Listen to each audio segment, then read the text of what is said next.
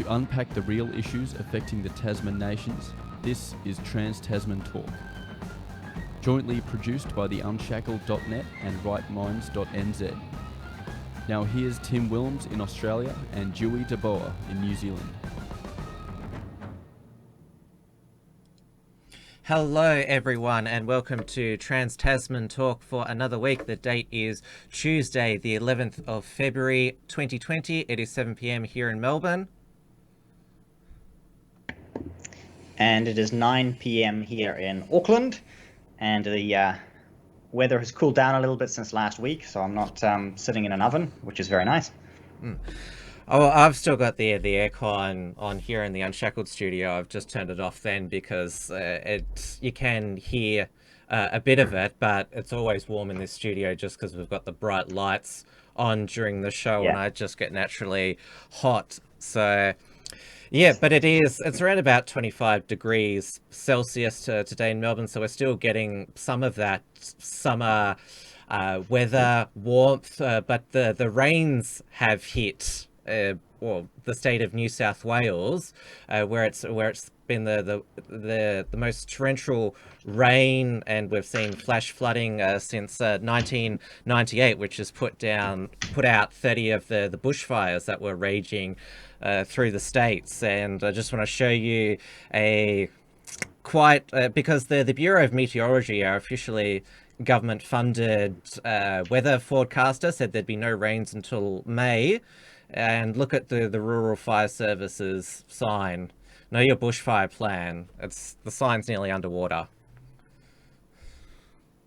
And what a beautiful photo that is. And I think while it's funny as well, it'll be comforting to the people who live there, who don't have to deal with the threat of bushfires for hopefully another year if the rains are solid enough to put out all the fires. And just a reminder, we are live on the Unshackled's YouTube channel, which means you can send a super chat directly through YouTube. You don't have to use Entropy, which I know a lot of our viewers have been having trouble with. We are also live on the Tim Wilms D-Live channel. We can send through lemons to support the production of this and other Unshackled Productions. And we're live on the Right Minds YouTube channel. I have been a bit disorganized this evening. I'll post the Entropy link in the YouTube chat room on the Right Minds channel, and you'll be able to do super chats there. And if we need to do any polls or if you need to ask any questions, that can come through there. I didn't get a post up on the BFD tonight, but we usually do have the live stream link there as well. But it's a bit of a crazy busy month, February, so. Yes, that's when we're all back on board. Well, you have a day job, work fully. Yeah. Yes, exactly. And so just everybody wants to do everything. And you've got three young children as well. That's also. Yeah. Yes. And with the newborn being like 2 months already now, it's very full on. Lucky for you, you've got one of those trad wives who does a lot for you. That's right. She gets up at 4:30 a.m. to make me breakfast and coffee every morning, just like that Australian lady on TV.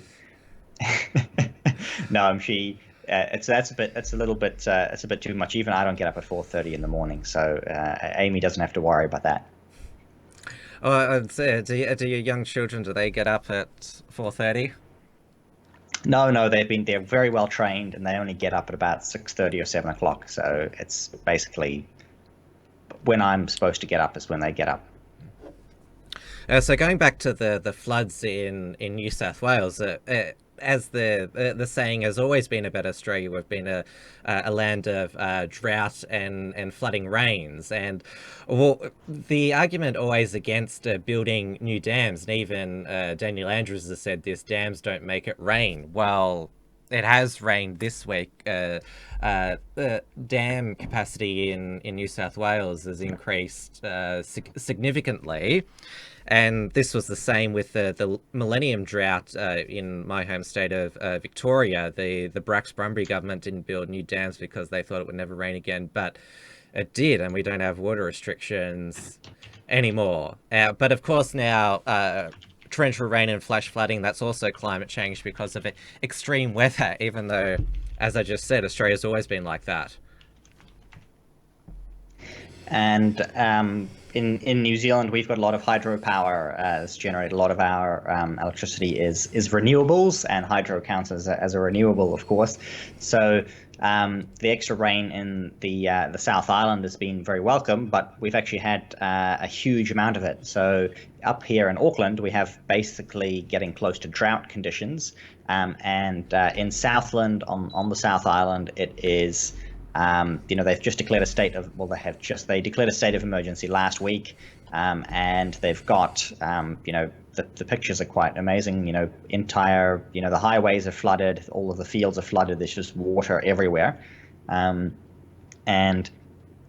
that's it's just and people's homes are being destroyed, people being evacuated, and so on. This is quite the opposite of droughts and bushfires going on there. We've had quite devastating floods in just the past decade. The Queensland floods, they were a large scale, affected a lot of homes. Some people died. So yes, this is nothing new. Australia's always had bushfires and floods. Yeah, and we've got. While we had all this flooding going on, the politicians up here in New Zealand were busy elsewhere because we had the Waitangi Day at was the day after our show last week. Well, not 2 days after. It was on Thursday. Was Waitangi Day. We had all of the politicians. They go up there and they make big speeches. Then this past Sunday, they have this thing called the Big Gay Out, which is basically a pride parade. So all of the politicians are there as well. And meanwhile, you've got, South Islanders being flooded, having a state of emergency declared, and there's no politicians there even doing photo ops or making any promises. Instead, you had Jacinda promising free dental care so if you need things, need your teeth straightened and things like that, she's got you covered now. But only if you're Maori, of course. Well, not only if you are, but she promised it specifically to them. I'm not sure if this is going to apply to everyone. But I was going to say, is she going to be the first patient treated to show that public health works? She'll do a Photoshop in the dentist chair. Yeah, that would be the case if the politicians were actually ones to use public health. The fight, the ongoing fight between National and Labour, it was between National and New Zealand First, heated up as well with Winston Peters and Simon Bridges basically like fighting each other verbally. Of course, in front of the crowds here. So I was saying last week that Jacinda might be facing protesters, but instead it was just the other politicians arguing with each other over who could offer the best bribes. And then something similar happened at the Big Gay Out as well, where Simon Bridges promised $1 million more in AIDS funding because he's going to eradicate AIDS or something like that by 2025.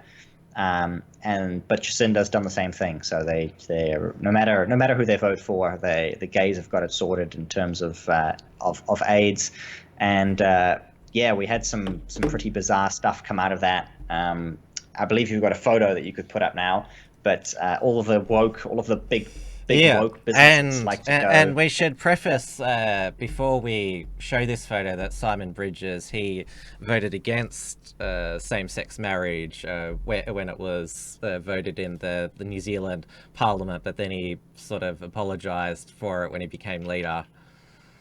Yep. If you got that one. Yeah. there he is. So that was Simon Bridges' little show there. So New Zealand politicians love to play dress up wherever they go, and there's Simon Bridges playing dress up, which reminds me a bit of that the poster from Jojo Rabbit with the gay Nazi stormtrooper with his little fluffy helmet. So that's Simon Bridges' costume. We had the police there, of course, with their glitter on their faces and the rainbows everywhere. And what was the other? Oh, yeah, that's right. And of course, Vodafone. That was the big one. So you had these big woke businesses there, and they're all woke now, and they've got all of their they've got all their little rainbow icons. But some of them like to go a little bit further. And this is usually a family-friendly show, but this particular topic is not so family-friendly. So here's your family-friendly content warning. Yeah, this was it was a ball pit. One of those. Yeah. Well, you and I think both remember having fun with those, but Vodafone decided to make a double entendre, to put it politely with that. And this is a thing for kids. That's pretty foul. And so there was actually a lot of backlash and complaint about this. So they were running this advertising for kids, and this event as well. If you've seen some of the photos and footage from it, the stuff that goes on and the kinds of displays that are put on are definitely not suitable for children. But of course, the parents are taking the children there, and so Vodafone was slammed for basically promoting pedophilia and saying that they're sexualizing children. And then their PR response said, we were just trying to have a bit of risque fun with this innuendo. Of course, not apparently realizing that the word risque means sexualization. So they were trying to have a bit of risque fun for kids. So the programming that's going on there is becoming rather transparent. Well, I know that old movies and TV shows aimed at families or children, they used to have subliminal adult sexual references put in there, and the idea of it is that the children, like, they'd be innocent enough not to understand it, but the older adults would get it. But when it's something like it's an actual, like, it's a play equipment aimed at children, predominantly, then, and obviously you're at a gay festival, then it's a lot more off than some sort of movie double entendre. Oh, absolutely. So they've rightly been getting a bit of backlash on that, and the new Conservative Party has actually jumped in quite openly on opposing that, which is something I really like, because you have very few parties and politicians that are wanting to engage in the in the cultural issues, but the new Conservative Party, and especially Elliot Ikele, who you've interviewed in the past, he's always keen to jump on these issues and point out the hypocrisy and the dark stuff that's going on with this. New Conservatives, they didn't have a stall there or something like that? Oh, no.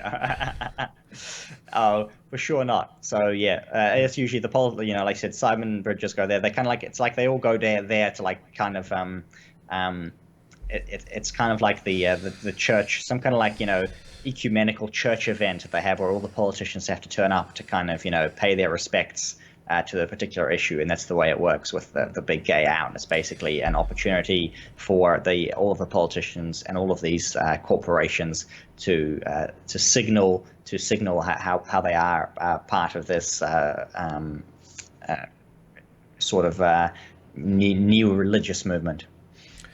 Well, we've just had in Melbourne the annual LGBT Midsummer Festival, and in March, of course, is the annual Sydney Gay and Lesbian Mardi Gras, which, like what happens in New Zealand, all the major political parties there. The New South Wales Premier Gladys Berejiklian, she was up for election in a couple of weeks, so she was proudly there with the Liberal brand. Well, she did win the election. I don't think, well, Scott Morrison wasn't there last year. I don't think we'll see him there this year. I don't think he's willing to cuck that much to sort of placate his enemies who'll never vote for him anyway.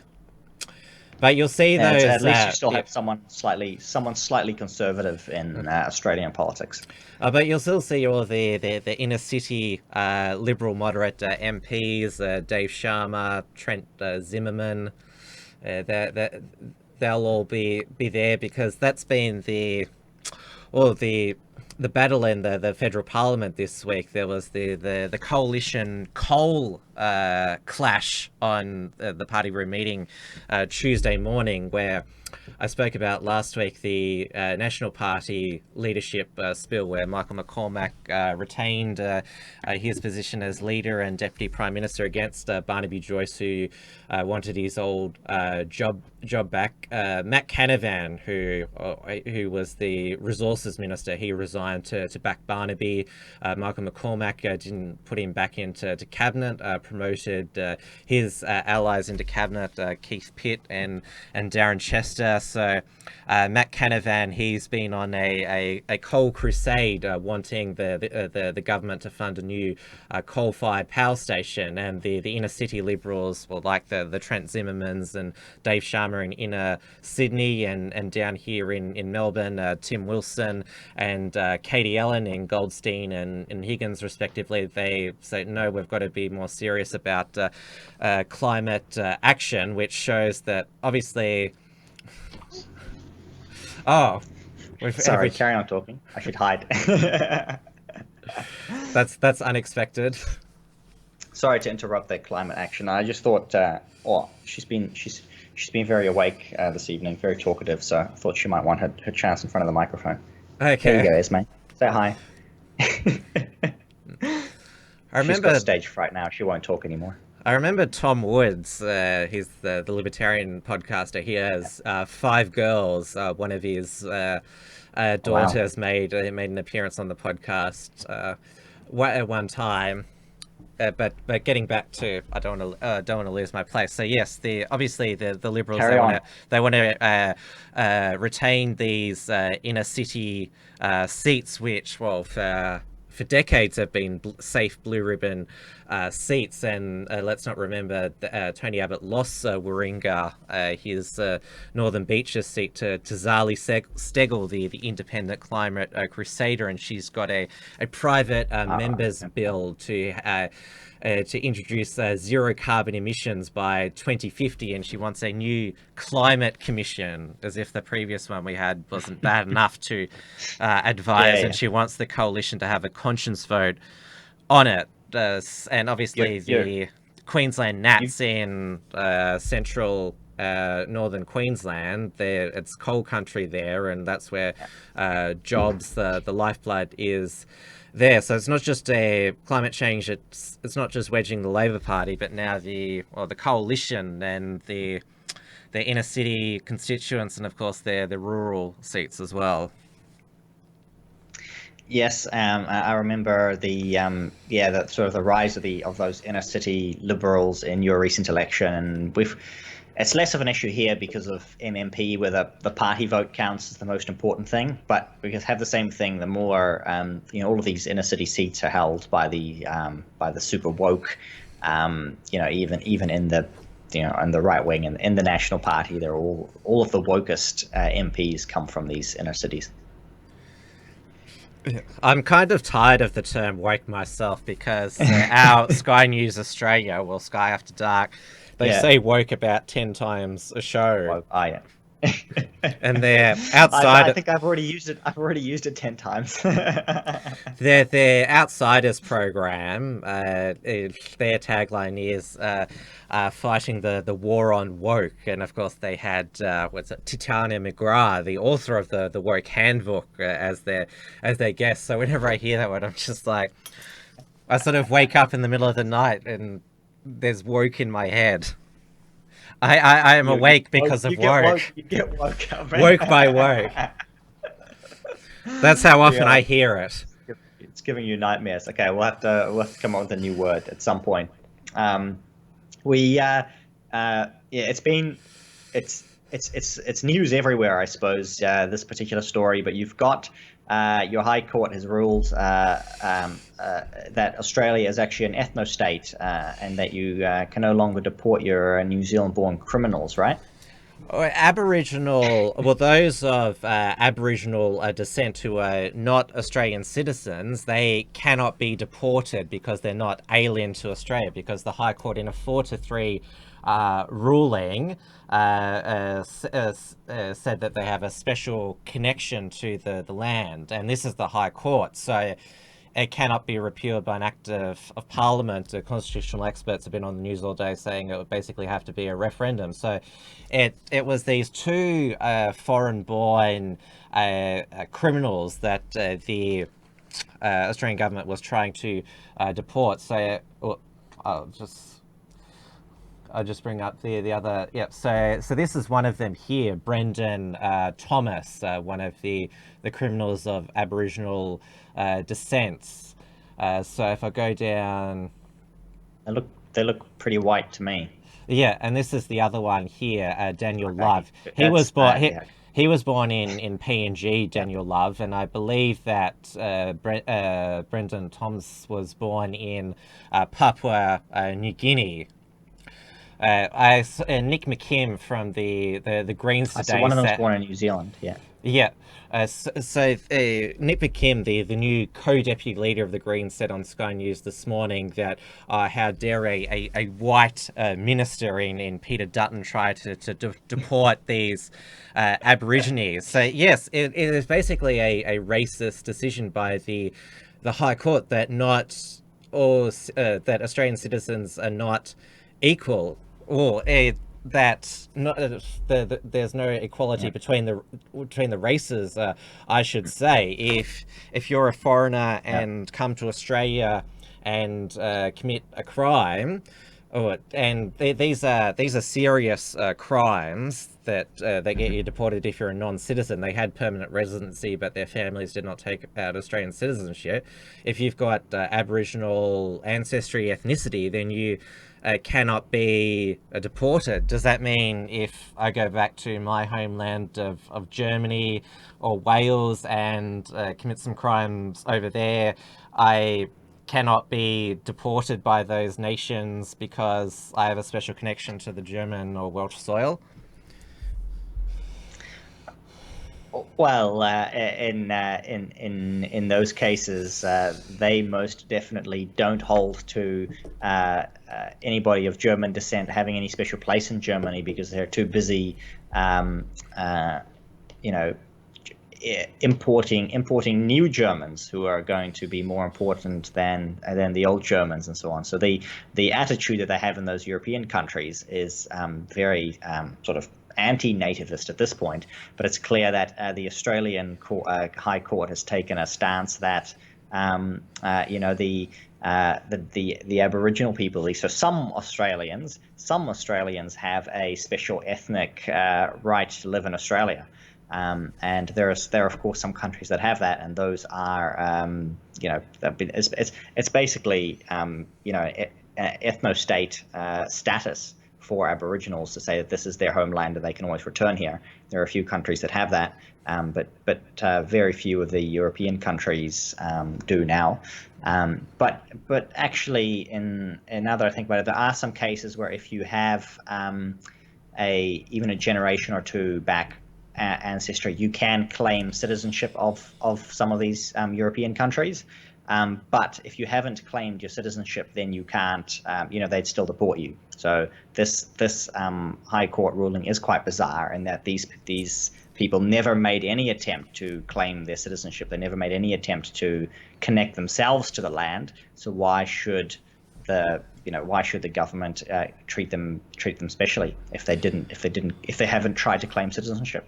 Of course, in Australia, we have to be very careful when we talk about this Aboriginal ancestry, ethnicity topic, because, of course, the 18C case involving Andrew Bolt back in it was 2011 or 2012 when he wrote that column, It's So Hip to Be Black, about what he defined as fair-skinned Aborigines identifying with their Aboriginality to claim cultural and career advancement, and they took him to court under 18C of the Racial Discrimination Act, and he was found to have breached that and his newspaper was forced to make an apology. The articles were banned.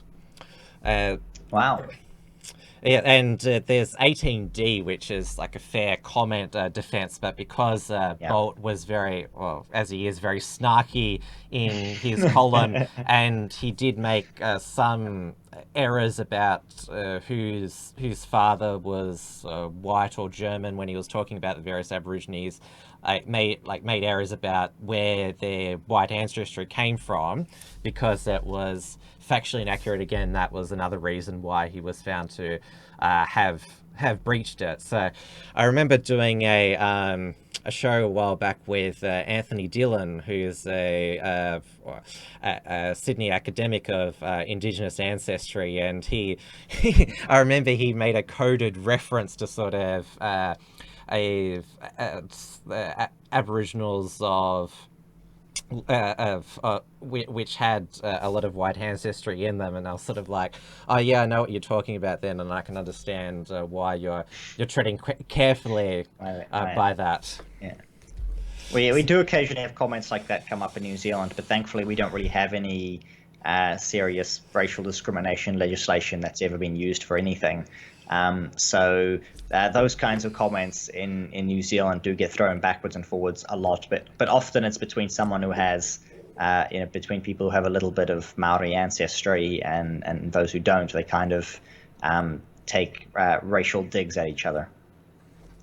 In Australia, there is it's a three-part test. Yeah. If you're an Aboriginal, there's if you have a maternal or paternal Aboriginal descendant, whether that be a mother or grandmother, and then there's also self-identification, and then if you're accepted by one of the local tribes. So that is the three-part test that is law in Australia. So I'm not going to question that. That's fine.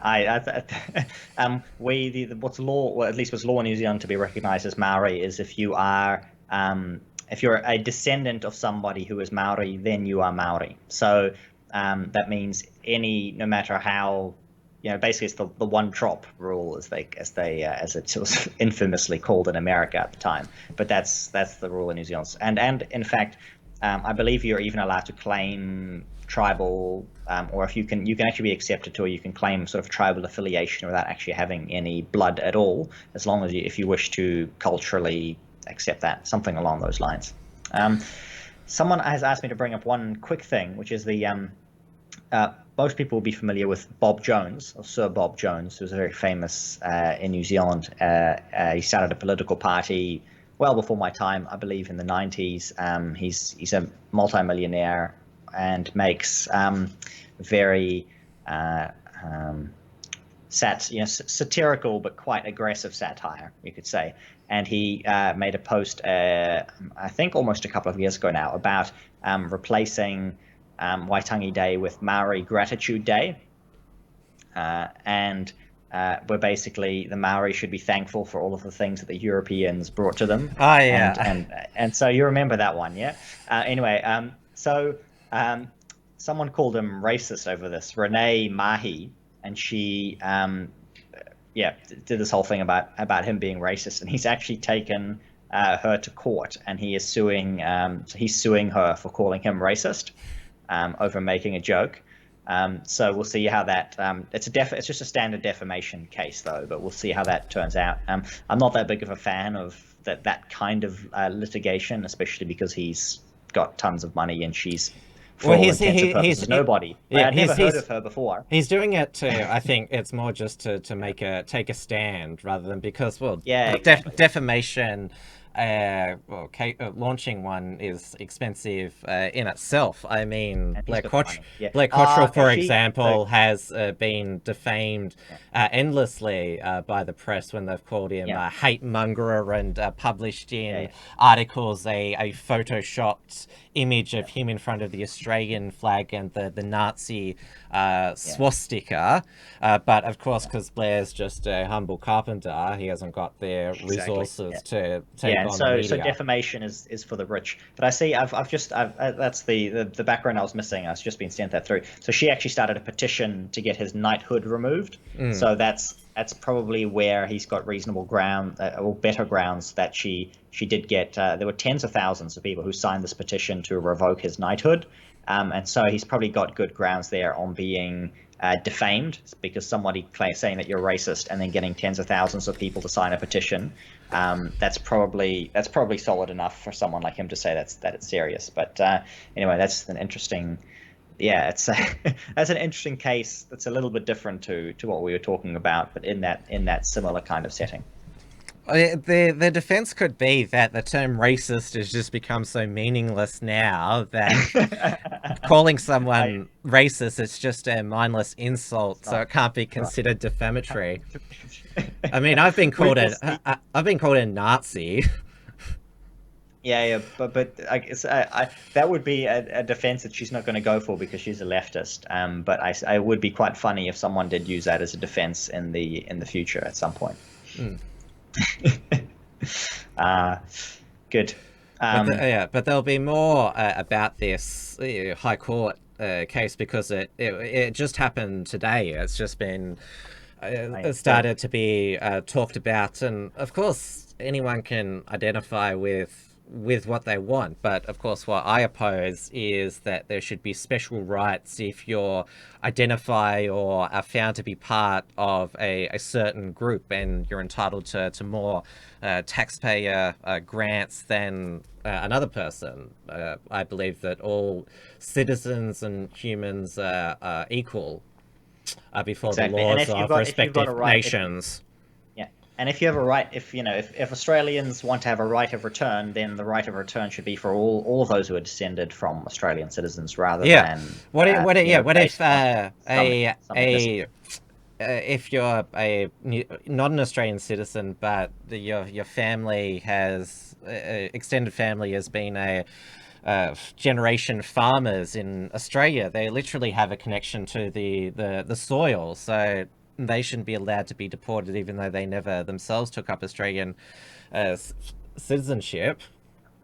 So it's a sad situation for you, but it is a good day for New Zealand, actually, because your Australia First policy of deporting all of your convicts to New Zealand is very harmful for us. So any convicts that can't be deported but have to stay in Australia is actually good news for us at the moment. So. Peter Dutton even deported Dustin Martin, the famous Richmond footballer's father, because of criminal convictions. He was not an Australian citizen, a New Zealand citizen. So he was. Well, I mean, he's even deported people who were born in Australia, I believe. So like these New Zealanders who were born in Australia but never took Australian citizenship have been deported by the Australian government. It's a policy I very much like, but we need it as well. We need some reciprocity. It's not going to be. It's not fair at the moment. We need to deport all of our Australian convicts as well. Well, the thing is, of course, I'm Australia first. Those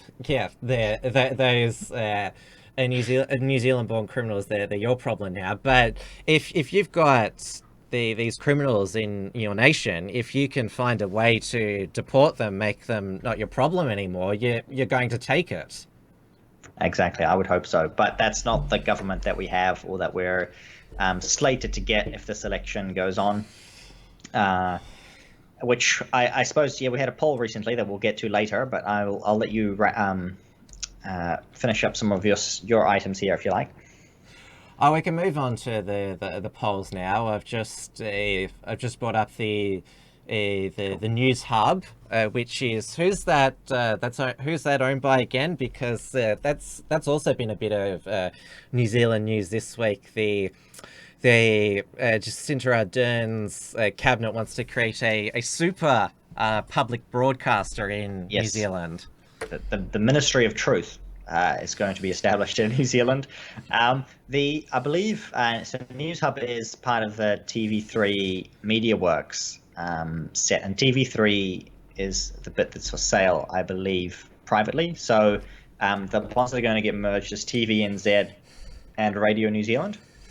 So as far as I know it, News Hub is private. I think it's Australian, is it not? MediaWorks? Stuff is Fairfax, which is, well, it's part of Nine Entertainment Co. now. So that's that is, it's this Australian-owned company, but that is one of the big three. And then there's New Zealand Herald, New Zealand Media and Entertainment. There's no Murdoch in New Zealand, which probably the left loves, and they would argue that's why New Zealand has been so progressive with 3 female prime ministers. So left wing.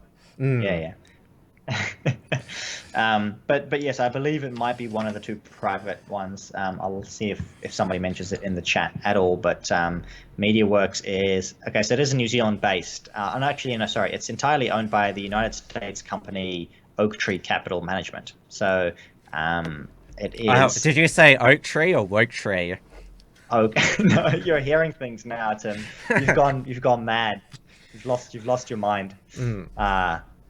Yeah, so it's so this is where so TV3 and so on is attached to this. So it's American owned. So we only have government owned, American owned, and Australian owned media companies here in New Zealand. We you and I have often referred to News Hub as fake News Hub, and who's their star reporter, Patrick Gower.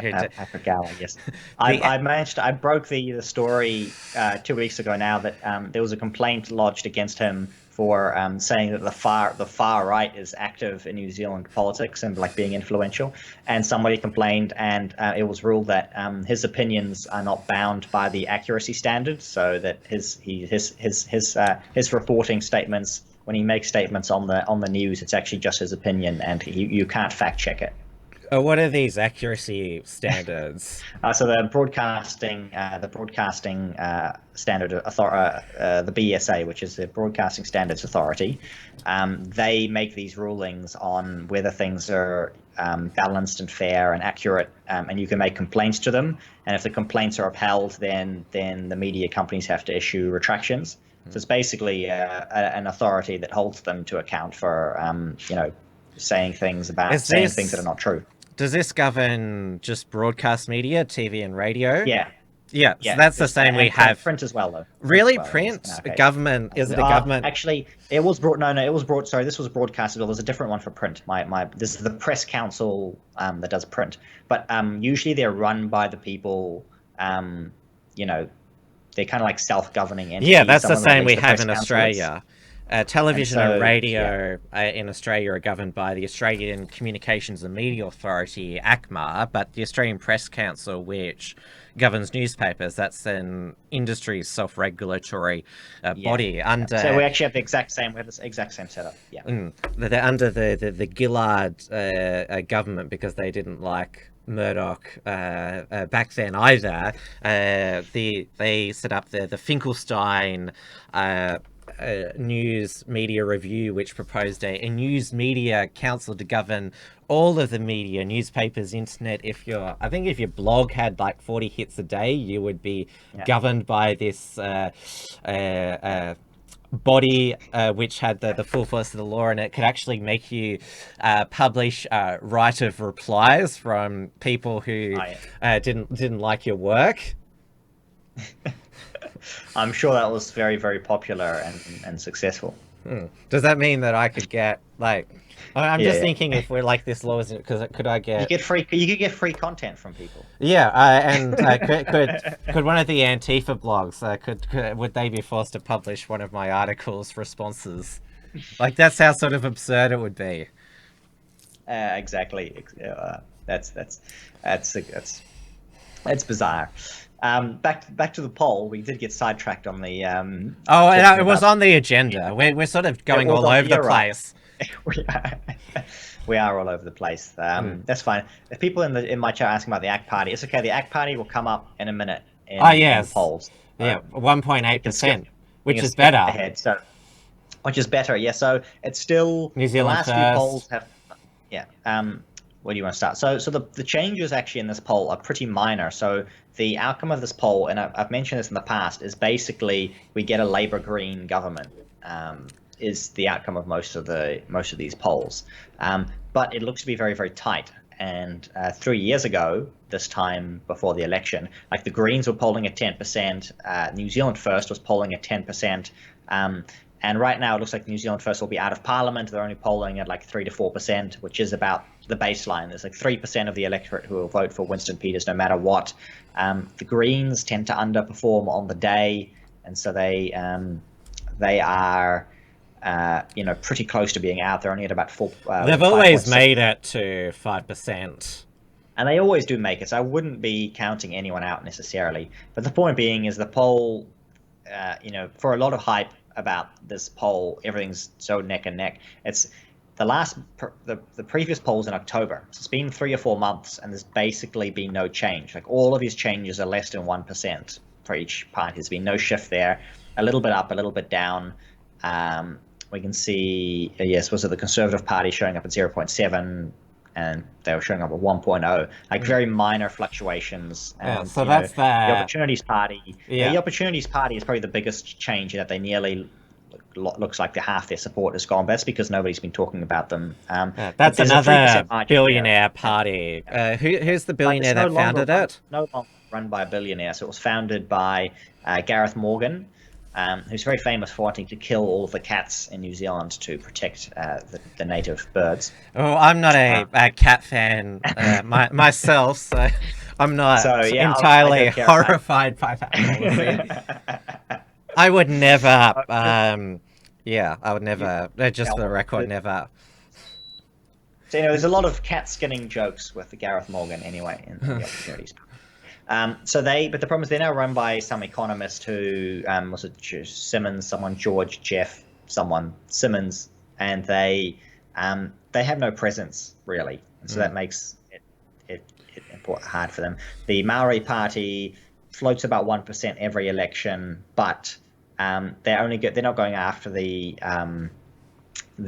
party vote. They're trying to win certain electorates, so it's really hard to tell how well they will do until it's actually election day, because they're going to go for the seats directly rather than the party vote. And so for the Conservatives, it's a bit lackluster in that they're still floating at around that 1% mark, and they ideally want to be pushing that up so that they can get some momentum and head toward that 5% barrier. The ACT Party, which is the one that I was asked to talk about, so again it's a small swing of 0.4, but it looks in the upward, it looks to be in the upward direction. It's good for morale, but they still will only get them 2 seats, so this doesn't actually change the makeup of Parliament. They've got the projected seats there, so Labour and Greens get to 62. And this is the exact same result that it was 3-4 months ago for the News Hub, the Reed Research poll. So there's nothing too spectacular about this. We'll get another poll later. But compare this to 3 years ago. The National Party was polling at like 60-something seats, was going to be governing alone. The Labour Party was dwindling at like 20-30 seats. And then Jacinda Mania happened. So at this point, there's not much to be ascertained from these polls, other than that there's currently no safe way for the National Party to win. It seems like New Zealand First is finished. The Greens, Jacinda Mania may destroy the Greens. Those are the kinds of things that we can see happening from all of these polls. Yes. And the Colmar-Brunton poll will be coming out later this week, so we can talk about that one next week. And we're all in love with polls again. Of course, you remember our Australia federal election back in May 2019. Every poll projected a Labor majority government, but as the old saying went, the only poll that matters is on election day, and the coalition won it, and Scott Morrison's still Prime Minister. The rest is history. Yep, and that very well could happen here. Our polls have historically been fairly accurate, so but yes, I wouldn't. Like I said, there's not really much to be drawn from this poll, other than that nothing much is really changing. If you'll believe that, then you have to believe that there's basically no real shift in people's voting intentions at this point. So yeah. We've got the New Hampshire primary happening overnight, Okay. and we know that if Pete Buttigieg mysteriously wins again, then it's not. It's probably not a polling error. It could be something else, something shadowy. There's apparently a New Hampshire curse where all the Democrats who have won New Hampshire for the last 40 years have actually gone on to lose the primary. So it could be bad news if you win New Hampshire. Now, we mentioned the state broadcasters in New Zealand, TV NZ and Radio NZ. There is actually a difference between the two of them. I'll allow you to explain, because Radio New Zealand is worse than the TV. Yes, so TVNZ is actually kind of run commercially. So it's actually a government-funded commercial behemoth that can, try and force out its competition a little bit. But Radio New Zealand is known as Red Radio, and that's because it's basically run what do you call it? in the public interest for the common good by communists. So it's basically just run by Marxists, and they really, really don't like me. Just in case anybody. Oh yeah, they called you far right. Well, yeah, multiple times apparently. So they keep doing this, and that's basically the story. That's the story there. So. But Jacinta wants to merge them to create, well, basically like we have in Australia with the ABC, which is both a non-commercial television and radio broadcaster, and so therefore both a super far left, which basically is personified every week by the Q&A program, which is now hosted by Hamish MacDonald, who used to occasionally host the project. And if you're somebody who's not of the far left, if you go on there, you're going into the lion's den there. I can't bear to watch it anymore, because it's basically we all agree that the far left position is the most moral and correct position. I can't believe that.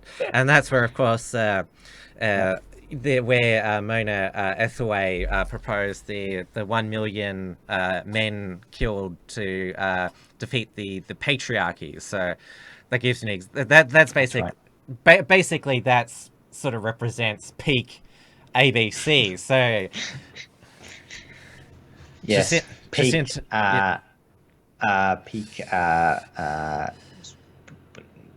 Insert the new word that we haven't come up with yet. Mm-hmm. Peak communism. Peak communism. You'll get sick of us saying communism if we have to start calling everything communism now. Mark Latham, the former Labour leader, now One Nation MP, calls our ABC always biased crap. That's a good one. We need some better name. I mean, we've got like I said, we have Red Radio, and we have Fake News Hub, or some people call them News Shub, and then there's Stuffed, and then the New Zealand Herald. The only thing I can come up with is the same name that they have for the Washington Post, which is basically the former newspaper, known as the New Zealand Herald. Things like that. That's. But yeah, we don't have any good acronyms in the New Zealand media sphere. Because obviously TVNZ has been that way for decades. What do you make of TVNZ, and would it change if it was properly nationalized? Yeah, I'm not quite sure what would happen. I mean, I never watched TVNZ, so I don't know very much about it. But it's just the run-of-the-mill sort of left-leaning stuff that you've got. It's probably not as bad as TV3 News Hub was, I think. Somebody in the chat, if anybody in the chat actually watches anything to do with TVNZ, could correct me. But I believe I've seen a couple of good interviews on there in the past that have been shared on Facebook that seem less biased, if possible, than what you see on TV3 Project, stuff like that. So. Yeah, because you have your New Zealand version of the project as well. It's been exported. Yes, it has been, and I think we have a Q&A. I think TVNZ runs the Q&A program here, but it's not like a crazy left-wing thing. I believe it's actually a serious interview format. But again, I never watch it, and there's never anything viral that comes out of it that I've seen in the last very long while. Apparently, this was all triggered by Radio NZ wanted to get rid of a classical music station, and this was heresy. Yes. So they announced they've been trying to kill this thing off for a long time. So the Marxists obviously hate classical music, and they hate anything to do with the traditional arts and the classical sphere. So they've infiltrated this concert FM station. They broadcast sometimes some of the most bizarre, postmodern garbage on the station, and have like super left-wing opinions to try and turn people off. And now they finally tried to really pull the plug on it by saying they're firing all of the staff. They're not going to be broadcasting concerts in New Zealand anymore. And they'll switch it to like the AM frequency so that nobody can hear anything. The sound quality is degraded, and they're basically going to have one guy sitting behind a computer creating a Spotify playlist that they'll send out. There has been some, a friend of mine says that he turned it on once, and he says there were two commentators listening to urine dripping onto a recording plate, gushing over how this was some kind of art, So that's what they've been trying to broadcast stuff like that on the classical radio station in order to try and destroy it already from within. And now they're just going to kill it completely from the outside. Our ABC, they have, 5 radio stations. So they've got room for a youth station, Triple J, and a classical FM station as well. So so they apparently, and it's been announced they'll get some extra broadcasting, an extra frequency, so they can have their youth station on the current frequency that they want to put it on, and they can move the classical music to a different frequency, because the government owns like half of the frequencies anyway, so it's not like there aren't enough frequencies to go around. Oh, and we also have in Australia the community radio stations, which a lot of them are far left. We have a shocker in Melbourne, 3CR, which has a lot of Antifa and socialist hosts. We call it 3 Communist Radio. That's what the call sign means. Yeah. It's gotten to the point, like I used to listen to a bit of radio still in New Zealand. One of the few young people listening to radio, at least that's what people would comment to me when I said I'd listen to the radio. But yeah, listening to the commercial stations, there's always ads, and if I can get what I want on Spotify or YouTube without ads, and so yeah, radio to me is dying. But obviously the numbers on this classical station were actually quite good.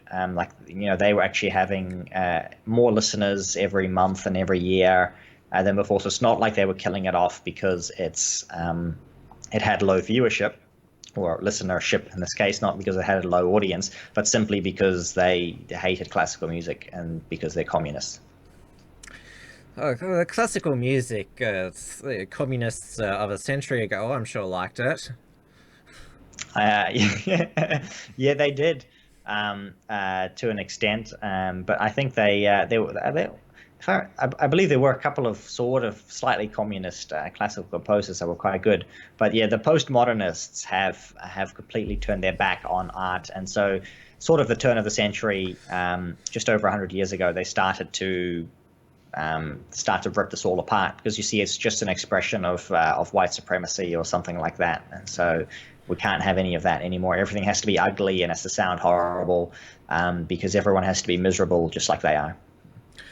I'll provide a brief Australian sports update. So we have in the NRL a race-based All-Stars game, because they're the NRL All-Stars against the Indigenous All-Stars, and the NRL, they're not going to play the Australian national anthem before the game, because, well, it's not inclusive. It doesn't mention Indigenous Australians, and calls Australia young and free, because we are the home of the world's oldest civilization. So they've just decided to avoid any anthem controversies, just can it completely.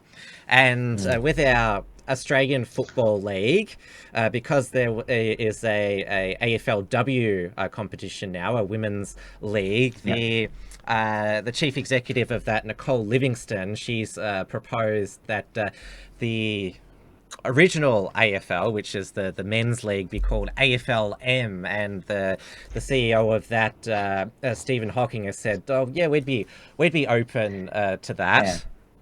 He knows how to be woke. Oh no, I've used the word again. I'm sorry, Tim. Sorry for those nightmares.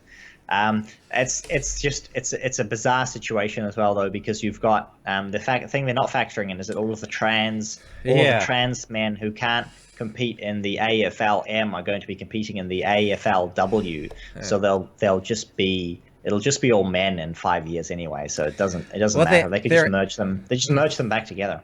Well, there is already a competition called the AFLX. It's like a shortened version of the game, but they could create a gender fluid league called the AFLX. So Hannah Mounsey, who's the trans woman AFL footballer, she desperately wants to play in the AFLW. She could be the pioneer of the AFLX.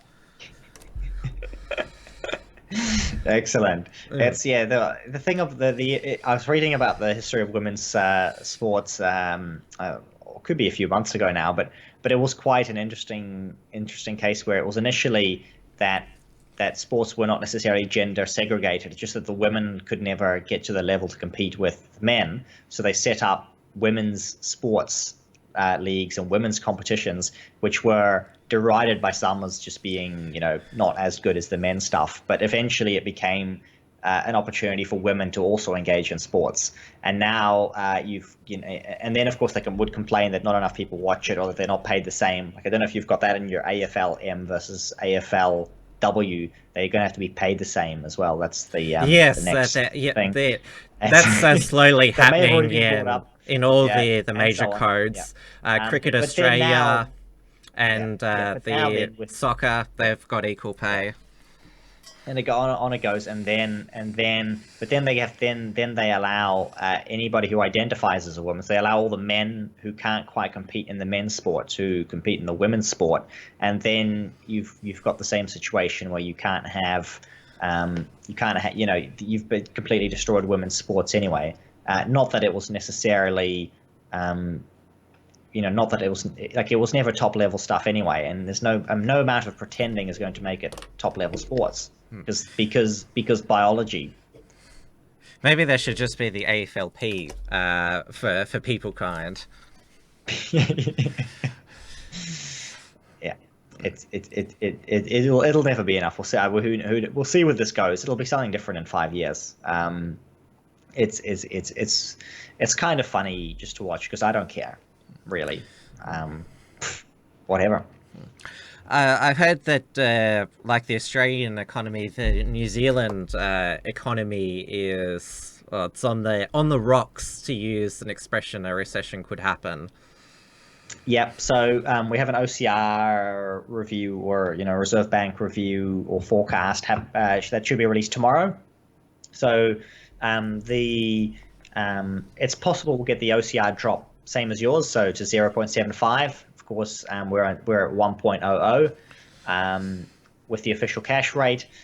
We may see interest rates drop further, especially because of the coronavirus. So we may get the Kung Flu in recession now, because if the Chinese economy is hit very hard by this flu, then New Zealand may suffer economically from it. And so the idea is that if they drop the OCR now, then it will help to do the whole economic stimulus thing, and then we won't have a downturn. That's the theory. Whether they will follow through on that tomorrow is only something that we can discuss on next week's show, because I don't have a way to see into the future.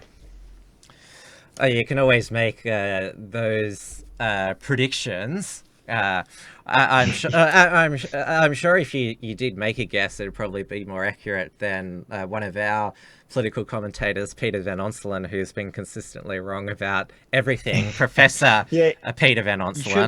You should be able to be right at least 50% of the time, right? If you're just saying random stuff, you should be able to get it, hit and miss, especially when it's a yes or no decision. But clearly, the people who get it wrong all the time, there's something very wrong with them.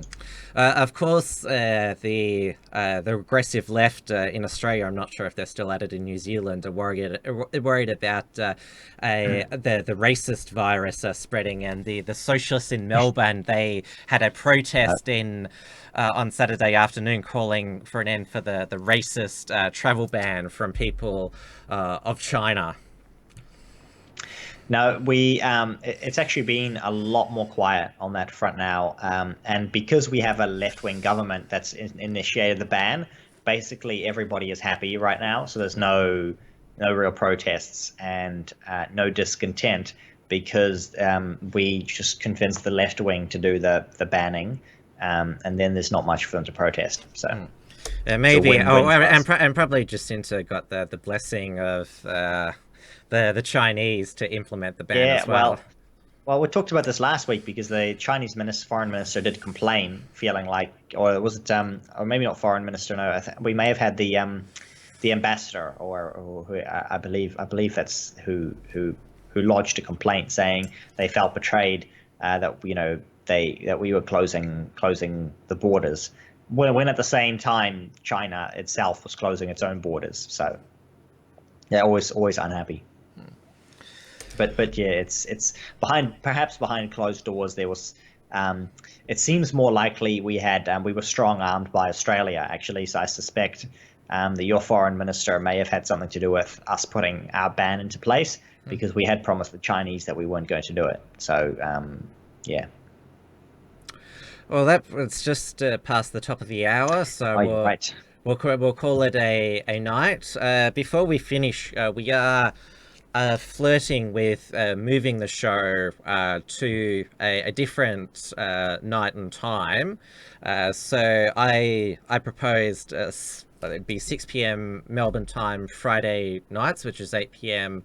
Auckland time, just so I can finish earlier on a Friday, and we can finish the show earlier New Zealand time as well, because it's just past 10 there. So we wanted to just propose that and see what the audience think. Yes, do let us know in the chat if you would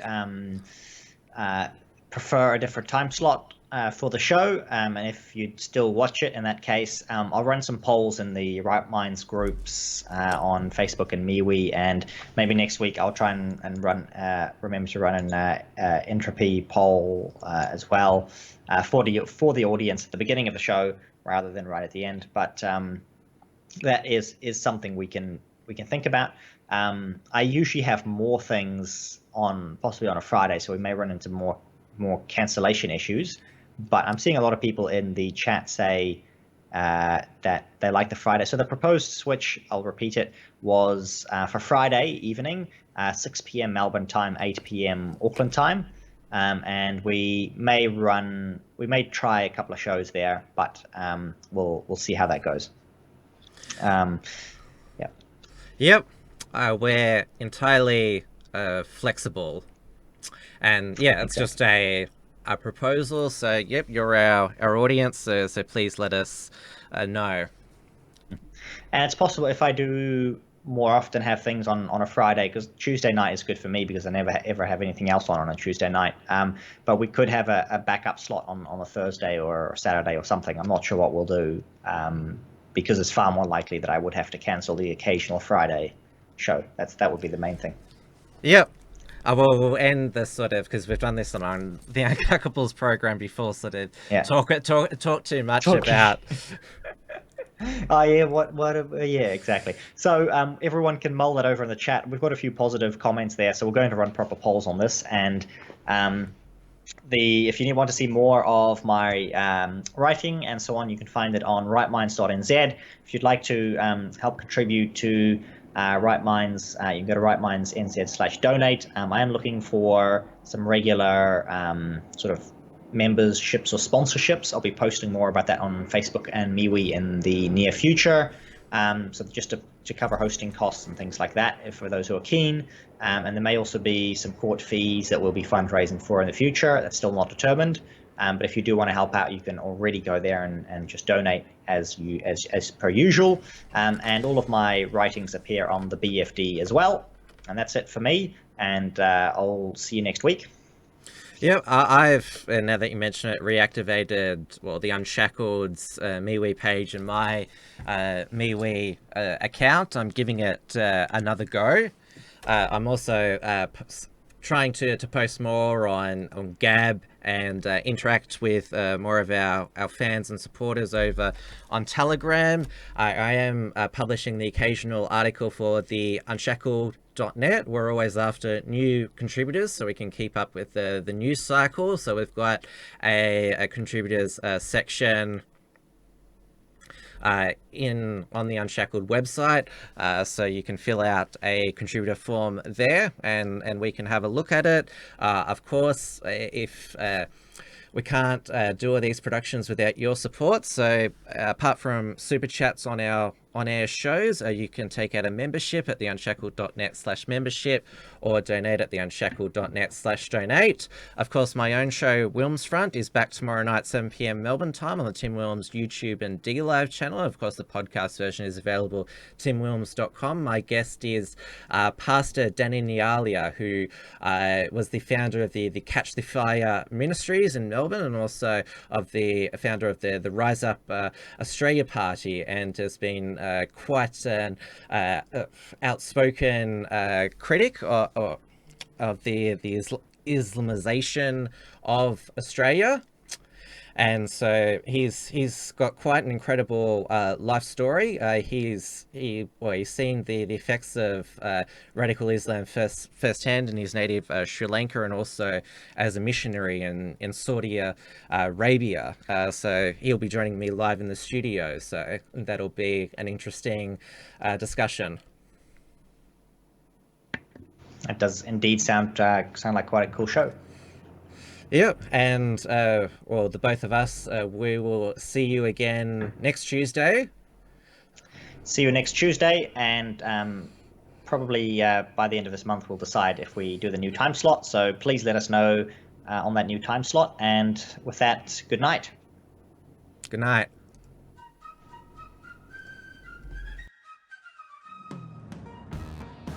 Thanks for tuning in to this week's edition of Trans Tasman Talk. To keep up with the latest real news and analysis from the Tasman nations, visit the unshackled.net and rightminds.nz.